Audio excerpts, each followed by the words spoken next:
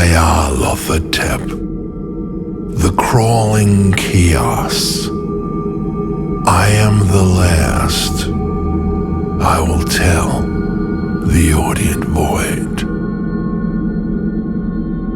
I do not recall distinctly when it began, but it was months ago. The general tension was horrible. To a season of political and social upheaval was added a strange and brooding apprehension of hideous physical danger. A danger widespread and all-embracing, such a danger as may be imagined only in the most terrible phantasms of the night. I recall that the people went about with pale and worried faces and whispered warnings and prophecies which no one dared consciously repeat or acknowledge to himself that he had heard. A sense of monstrous guilt was upon the land, and out of the abysses between the stars swept chill currents that made men shiver in dark and lonely places. There was a demonic alteration in the sequence of the seasons.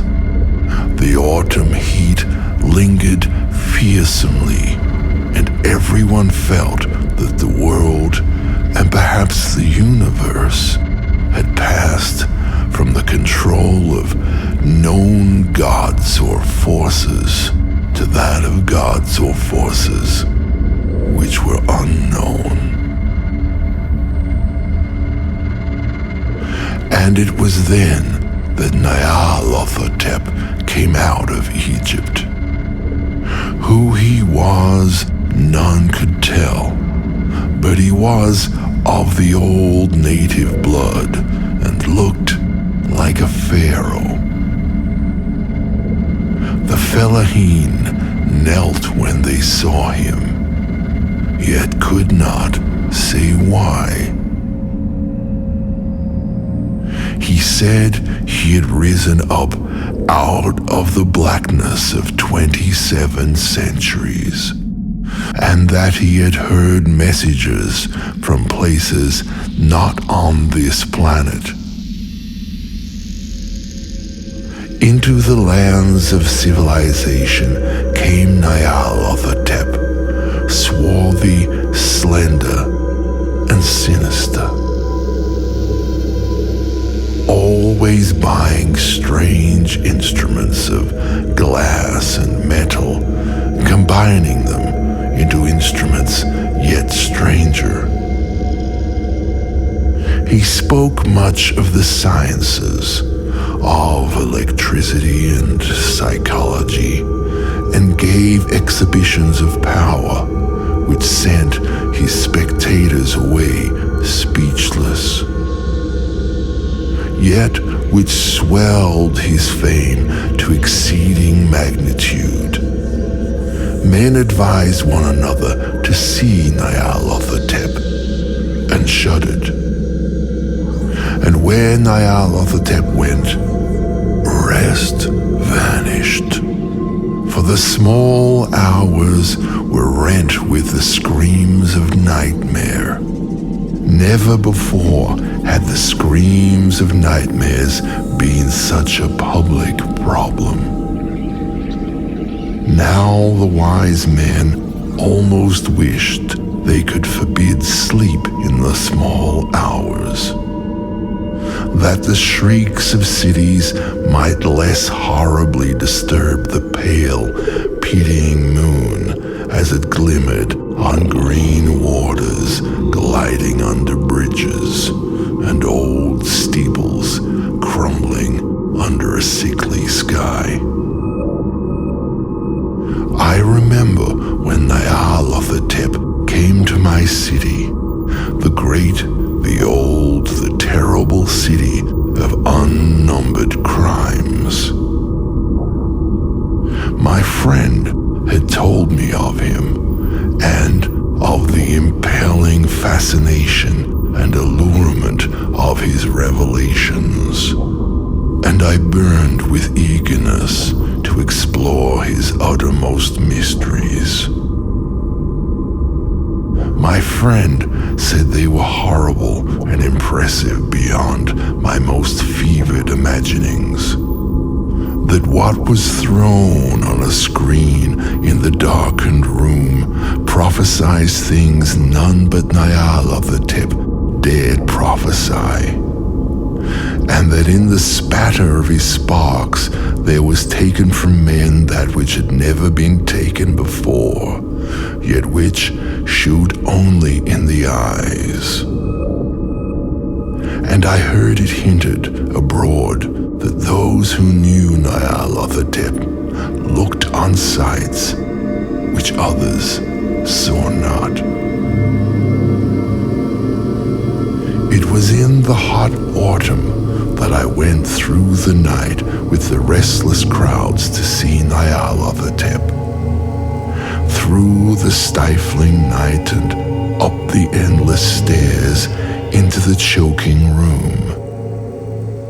And shadowed on a screen, I saw hooded forms amidst ruins and yellow, evil faces peering from behind fallen monuments.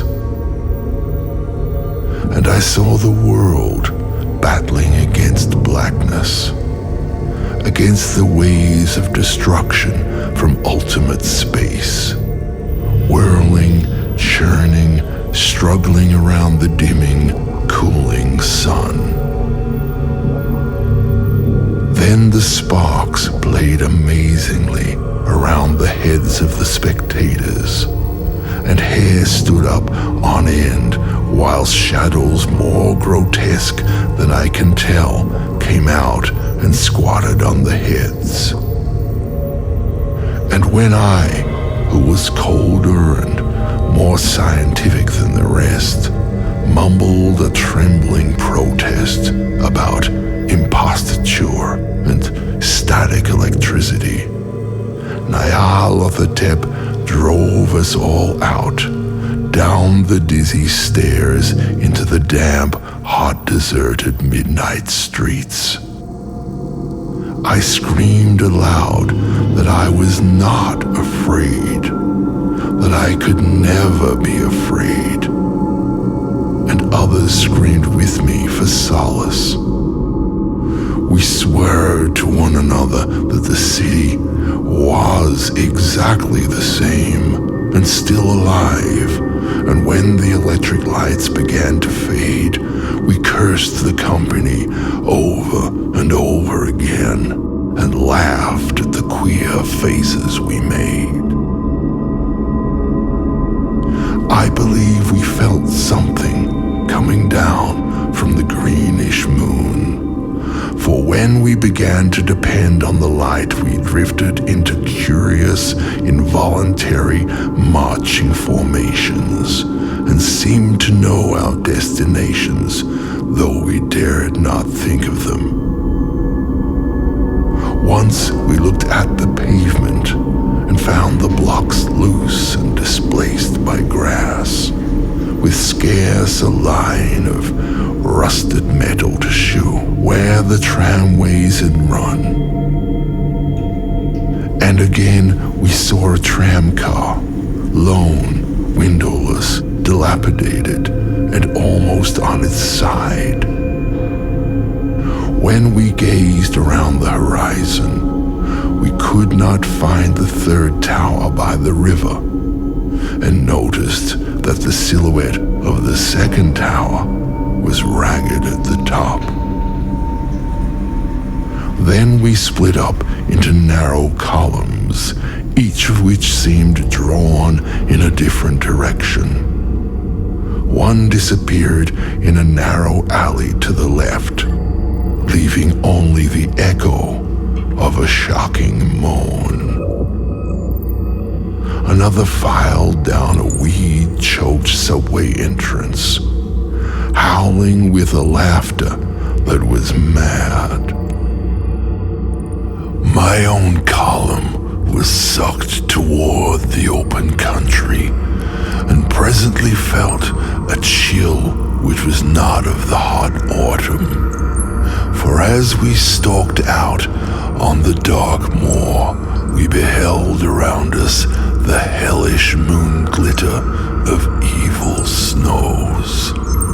Trackless, inexplicable snows, swept asunder in one direction only, where lay a gulf all the blacker for its glittering walls. The column seemed very thin indeed as it plodded dreamily into the gulf. I lingered behind, for the black rift in the green-litten snow was frightful, and I thought I had heard the reverberations of a disquieting wail as my companions vanished. But my power to linger was slight, as if beckoned by those who had gone before. I half floated between the titanic snowdrifts, quivering and afraid, into the sightless vortex of the unimaginable. Screamingly sentient, dumbly delirious, only the gods that were can tell. A sickened, sensitive shadow writhing in hands that are not hands, and whirled blindly past ghastly midnights of rotting creation, corpses of dead worlds with sores that were cities, charnel winds that brush the pallid stars and make them flicker low. Beyond the world's vague ghosts of monstrous things, half-seen columns of unsanctified temples that rest on nameless rocks beneath space and reach up to dizzy vacua above the spheres of light and darkness. And through this revolting graveyard of the universe, the muffled, maddening beating of drums and thin, monotonous whine of blasphemous flutes from the inconceivable, unlighted chambers beyond time.